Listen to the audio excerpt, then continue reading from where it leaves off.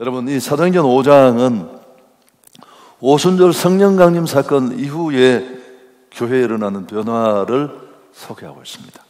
말 그대로 교회가 아주 파죽지세로 성령의 능력으로 일어나는 그런 모습을 소개하고 있습니다. 정말 부흥 그 자체인데, 초대교회가 오늘 우리에게 보여주는 부흥이 어떤 모습인가? 마침 우리는 이제 내일 저녁부터 말씀 축제, 전반기 말씀 축제를 해야 합니다. 이게 부흥회잖아요. 여러분, 이런 여러 가지 갈망을 담아서 우리가 1년에 한두 차례 하는 그 심령 부흥회가 말씀 축제니까 우리가 어떤 부흥해야 될까? 첫 번째, 여러분, 먼저 부흥은 개인의 부흥으로부터 출발돼야 합니다. 교회가 새로워지기 이전에 그 교회 공동체를 구성하고 있는 한 사람 한 사람이 성령의 은혜를 경험해야 합니다. 그래서 기운을 되찾고 활기를 얻고 식어지고 냉랭해진 가슴이 다시 뜨거워져야 합니다. 여러분, 이게 부흥입니다. 부흥은 성령의 불을 받는 겁니다. 어느 신학자는 부흥을 이렇게 설명했습니다. 땅 위에 임하는 하늘이요, 땅에서 체험하는 하늘이다. 참 표현이 절묘한 것 같아요. 땅 위에 발을 딛고 살지만 부흥이 임하면 하늘을 경험하고 체험하게 되는 은혜가 바로 부흥입니다. 그래서 오늘 사도행전 5장에 이 부흥이 임하는 현상 중에 나타나는 모습은 사람들이 각자 성령의 능력을 체험했습니다. 15절, 16절에 심지어 병든 사람을 메고 거리에 나가 침대와 요 위에 누이고 베드로가 지날 때 혹 그의 그림자라도 누구에게 덮일까 바라고 예루살렘 부근에 수많은 사람들도 모여 병든 사람과 더러운 귀신에게 괴로움 받는 사람을 데리고 와서 다 나음을 얻었다. 그래서 각자에게 은혜들이 다 임했습니다. 여러분, 우리 몸의 정상 체온은 36도 5분에서 37도 그 사이를 오가는 게 정상이라고 합니다. 근데 실제로 몸의 체온이 1도가 올라가면 면역 작용을 하는 백혈구의 활동이 5배에서 6배가 활발해진다고 합니다. 근데 반대로 체온이 1도 떨어지면 면역력의 30%가 떨어집니다. 저체온을 만드는 몇 가지 요인이 있는데, 첫째는 근육량의 저하. 제가 책을 읽어봤더니만 50이 딱 넘으면 1년에 1% 이상씩 근육이 빠져나갑니다. 그냥 원래 근육이 있던 근육질도 그래요. 저는 원래 근육이 없었습니다. 또 무슨 냉난방 기구의 보편화도 우리 몸의 체온을 떨어뜨리는 요인이고, 또 우리가 잘 아는 만병의 근원이라고 하는 스트레스, 이런 것들이 저체온증을 유발합니다. 건강한 사람도 하루에 5,000개 정도의 암세포가 만들어지는데 문제가 되지 않습니다. 우리 몸이 이걸 다 날려버리니까요. 근데 이제 나이가 들고 면역력이 떨어지고 그러면 이게 우리 몸을 지배한답니다. 왜 이런 얘기를 할까요? 뜨거워져야 할 줄 믿습니다. 여러분, 그러니까 교회 성장도 중요하지만 그게 무슨 의미가 있어요? 지금 내가 시들시들 하는데 우리 한 사람 한 사람이 우선 나 자신이 뜨거워져야 할 줄 믿습니다. 여러분, 그래야 그 뜨거운 손으로 만지는 것들마다 살아나고 뜨거워지고 새로워질 줄 믿습니다. 주여, 내게 부흥을 주옵소서. 한국교회와 한성교회 부흥 이전에 내 안에 절망과 어둠을 끊어내고 식어진 내 가슴이 뜨거워질 수 있는 은혜를 구합니다. 그런 간절함이 이번 이 말씀 축제로 이어질 수 있기를 바랍니다. 내가 살아야 가정도 살고 교회도 살릴 수 있습니다. 내가 허덕이는데 무슨 이웃 구원, 몽골 선교, 말도 안 되는 얘기죠. 부흥은 먼저 각자가 문제를 해결하고, 그게 귀신을 떨쳐내는 일이든 악습을 끊어버리는 일이든 묶인 것에서 자유케 되는 일이든 이 은혜부터 있어야 할 줄 믿습니다.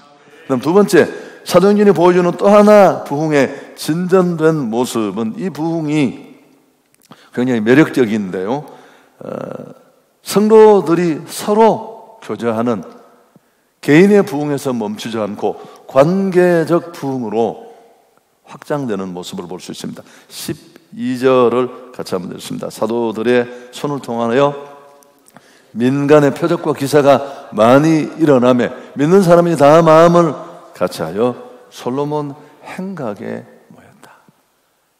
여러분, 가정교 형태로 만들어져서 함께 모일 수 있는 공간이 잘 없었습니다.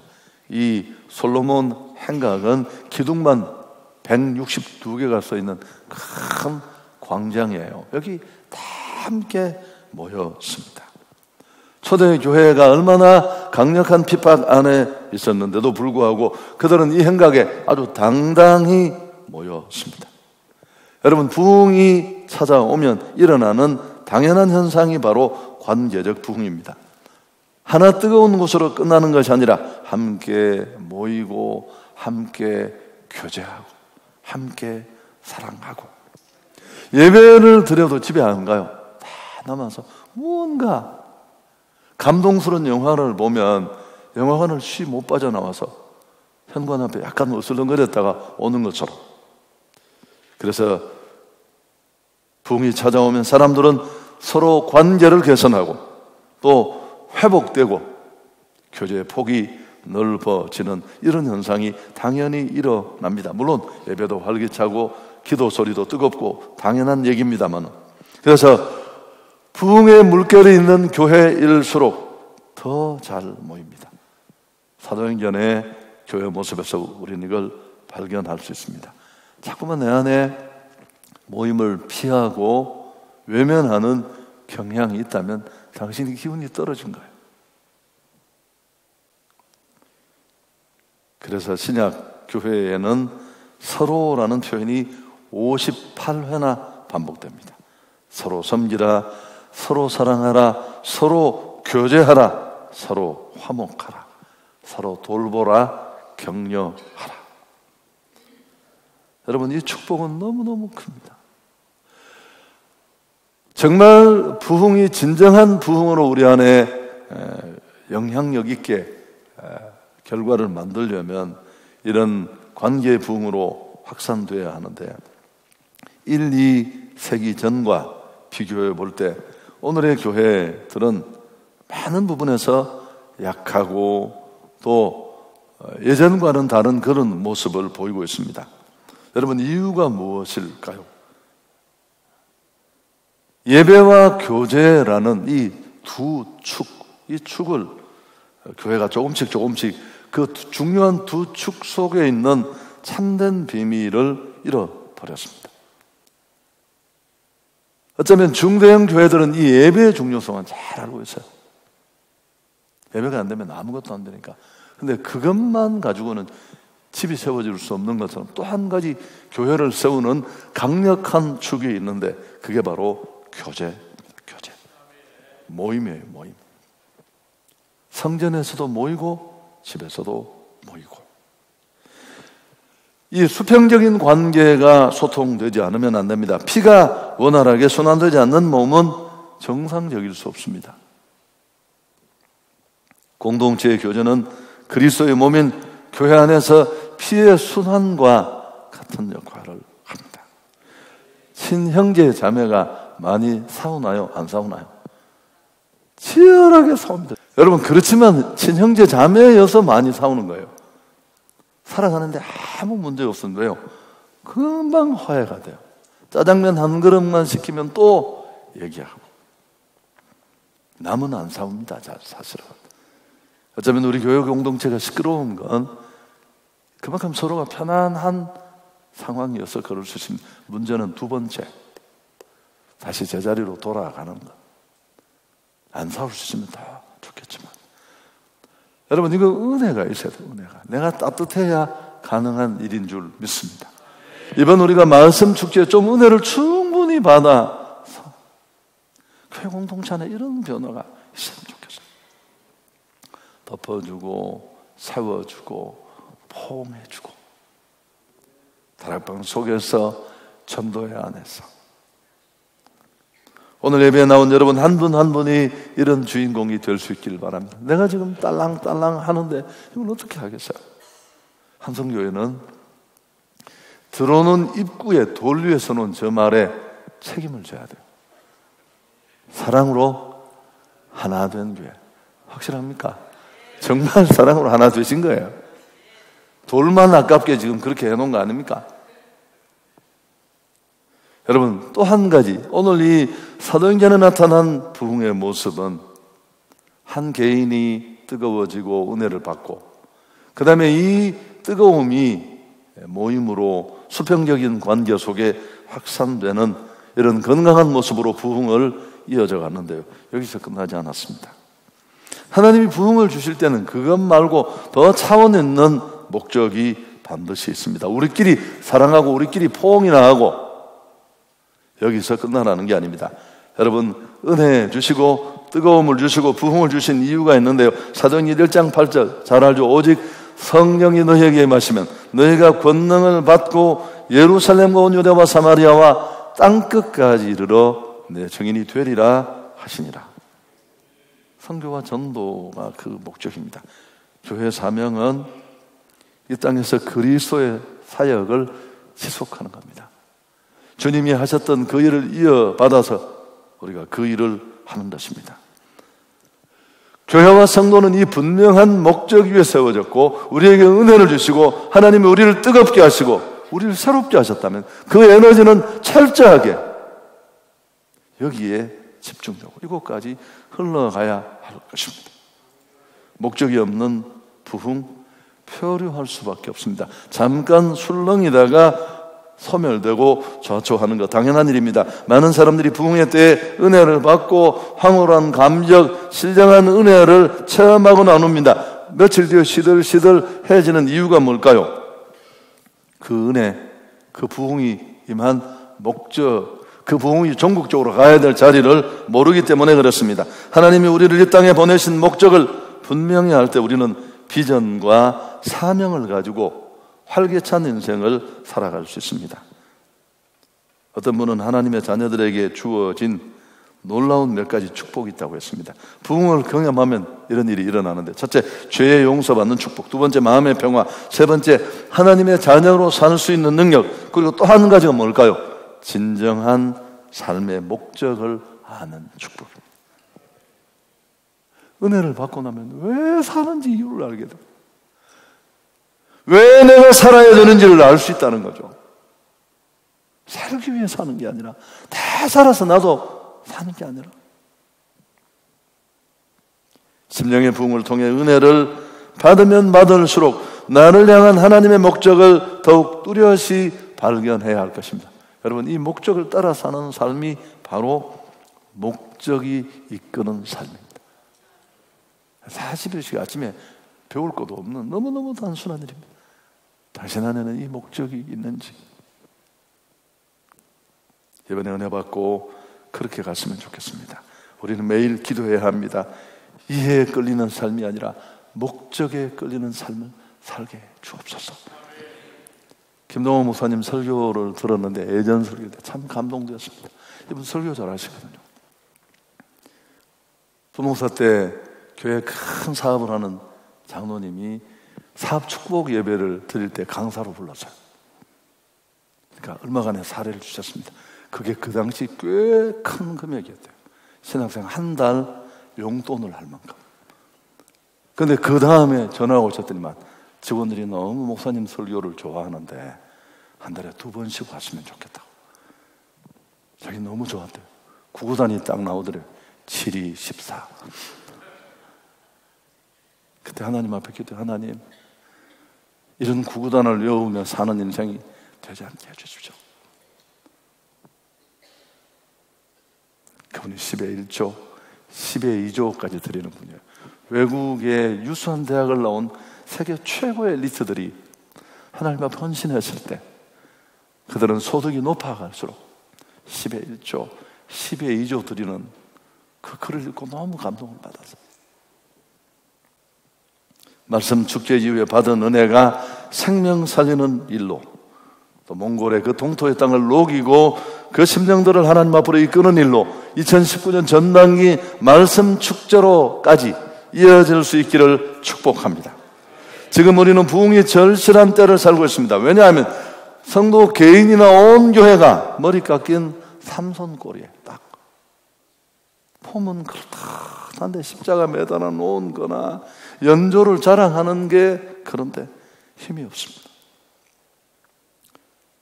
한국교회는 초기에 세상을 변화시켰고 역사를 주도해 나갔습니다. 1907년 부흥이 있고 난 다음에 초기 평양시내 사진, 여러분 교회사 책에 나오는데 보시면 시내가 다 문을 닫았어요. 그게 교회의 영향력이었습니다. 상가가 다 철시를 했습니다. 하지만 오늘 상황은 정반대입니다. 우리에게 부흥이 필요합니다. 그래서 성령보다 영적인 부흥 없이는 세상의 생활의 부흥, 세상의 변혁을 기대할 수 없기 때문에 그렇습니다. 하나님의 일이라는 큰 일도 결국 개인의 부흥으로부터 시작됩니다. 내가 변하지 않는 난 아무것도 달라지지 않습니다. 여러분 절대 잊지 마십시오.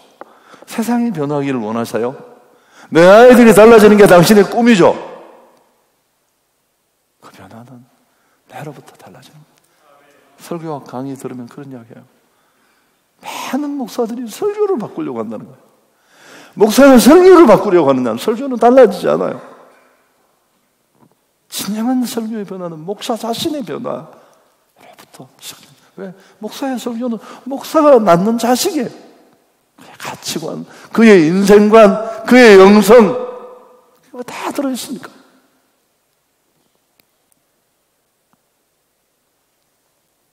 성경에 나타난 부흥의 결과가 너무너무 주목할 만합니다. 여러분 14절에 구원받는 사람들이 늘어났고 치유와 축사의 역사가 나타났습니다. 근데 더 주목받을 만한 한 가지가 있는데 12절, 13절 다시 한번 보십시오. 사도들의 손을 통하여 민간의 표적과 기사가 많이 일어나매 믿는 사람이 다 마음을 같이하여 솔로몬 행각에 모이고 그 나머지는 감히 그들과 상종하는 사람이 없으나 그 다음 백성이 칭송하더라. 여러분 불신자들이 교회를 두려워하고 존경하게 됐습니다. 이게 진짜 부흥에 있어야 되는 거예요.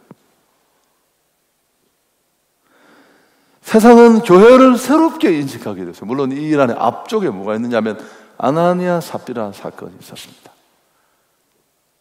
선뜻 끼어들기는 부담스러웠어요. 너무 단호하신 하나님 앞에 두려워서. 이 두려움은 하나님에 대한 경외심이었지만 그러나 그 공동체를 흠모했습니다.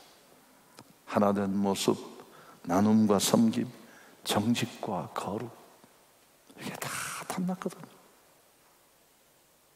여러분 우리가 궁극적으로 여기까지 나가야 할 줄 믿습니다. 예수 그리스도의 피 묻은 복음을 전파하는 최고의 방법은 어떤 새로운 전도법이 아니라 내가 진짜 신앙인이 되는 거예요. 은혜 받고 심령이 새로워졌어. 예수님은 우리가 사람들과 논쟁을 벌여서 정교한 논리로 그들을 교회로 이끌라고 말하지 않았습니다. 그들을 기독교인으로 만들기 위해서 수단, 방법 가리지 말고 위협하는 것도 그분의 의도가 아닙니다.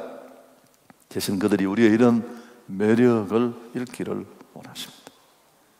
그 열매가 너무 아름다워서 사람들이 스스로 그것을 갈망하고 그 집단에 몸을 두고 싶은 그런 모습으로 우리가 바뀌어져야 할 줄 믿습니다.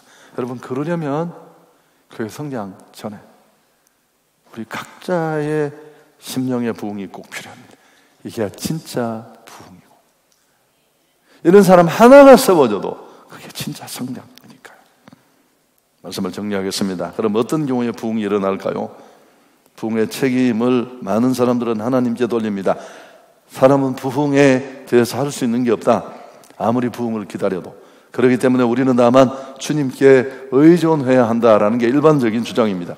부흥은 물론 하나님이 주시는 일이기에 근원과 힘에 있어서 전적으로 완전히 초자연적입니다. 그럼에도 불구하고 하나님은 조건이 충족되는 곳에 부흥을 주십니다. 말씀 축제에 임하면서 우리가 갖춰야 될 자세가 그렇습니다. 첫째, 사모해야 합니다. 할렐루야. 간절히 기다려. 여러분, 사모하지 않는 자가 받은 건 하나도 없어요. 그 어떤 것도. 두 번째, 그래서 우리가 사모함으로 다 일단 참여를 해야 돼요. 삼키려면 소 안으로 들어와야 돼요. 뭘 걸리든지 뭘 하든지 김을 쐬든지 하려면. 안 오면 아무런 일도 일어나지 않아요. 아이들도 데려오시고. 두 번째, 집중해서 말씀을 듣고 말씀에 비춰진 내 모습이 틀렸다면 그 시간에 회개해야 돼요. 살짝. 하나님 틀렸습니다. 내가 잘못 살았습니다. 고치고 싶습니다. 세 번째, 기도하고 삶을 바꾸어야 합니다. 제가 이제 설교 준비를 하다가 마지막 얘기입니다. 김용도라는 한국 초기의 감리교 목사님이 계셨습니다. 독립운동가이기도 하고 부흥사고 목사이고. 그런데 최근에 감리교단에서 이분에 대한 조명이 새롭게 이루어지고 있는데 1927년 어느 날 이분의 일기 내용입니다. 부흥의 길, 부흥의 의라는 글인데 소개하고 마치려고 하는데 앞부분 전반부는 그런 내용입니다. 부흥이 너무너무 필요하다. 한국교회는 정말 부흥이 필요하다. 부흥 리바이벌은 잠든 사람의 눈을 뜨고 죽어가는 사람이 새 원기를 회복한다는 뜻인데, 만일 교회가 부흥이 없다면 교회는 교회 노릇을 할 수 없고 악마의 참모부가 되고 말 것이다. 그렇게 말하면서 조선에 큰 부흥이 있어야 전도도 이루어지고 그럴 텐데 그런 부흥이 절실하다는 얘기를 하면서 부흥이 있을 때 일어나는 일 6가지를 소개했습니다. 사모하는 마음을 좀 증폭시키기 위해서 이 얘기를 합니다. 첫째, 세상 번민과 재화의 눈이 어두워 하나님도 모른다, 영혼도 모른다 하며 교만과 악심에 가득한 죄인도 회개한다. 두 번째, 자기가 구원을 받았는지 못 받았는지도 모르고 예수를 믿음으로 진정한 만족과 위안과 힘을 못 얻는 사람도 실제로 구원 체험을 맛볼 수 있다. 부흥을 임하면. 세 번째, 의식적으로만 믿던 사람이 참으로 예수를 믿고 하나님의 뜻을 받들어 향하게 된다. 네 번째, 전에는 복음을 부끄러워하던 사람이 그리스도의 이름으로 박해당하는 것을 영광으로 알게 된다. 다섯 번째, 부흥이 있는 곳에는 열심이 있고 사랑이 있고 봉사가 있고 자기희생이 있고 기쁨이 있고 만족이 있고 즐거움이 있다. 여섯 번째, 부흥이 있는 곳에는 기적이 있습니다. 말할 수 없는 악한이 눈물을 흘리고 회개하고 술망나니가 울면서 술병을 깨뜨려버리고 싸움과 분쟁으로 어지럽던 가정이 활락해지고 예수의 반대자나 박해자가 예수의 증인이 됩니다. 하나님, 한국교회에 부흥이 없으면 교회는 세상보다 더 악한 사단의 참모부가 되고 말 것이다. 제 인상에 지워지지 않는 그런 구절이었습니다. 그러면서 중간에 내가 다 소개 안 했는데 언제부턴가 세례 요한이 외칠 때 광야에 회개하는 사람들이 있었는데, 이게 여러분 한국교회 부흥이 있고 30년이 좀 덜 됐을 때 이미 이런 일이 있었어요. 오늘 우리 교회 안에는 회개하는 사람이 없습니다. 너무 안타까워하면서 한국교회가 다시 조선교회가 살아나는 길은 부흥밖에 없다고 그는 이 일기에 적었습니다.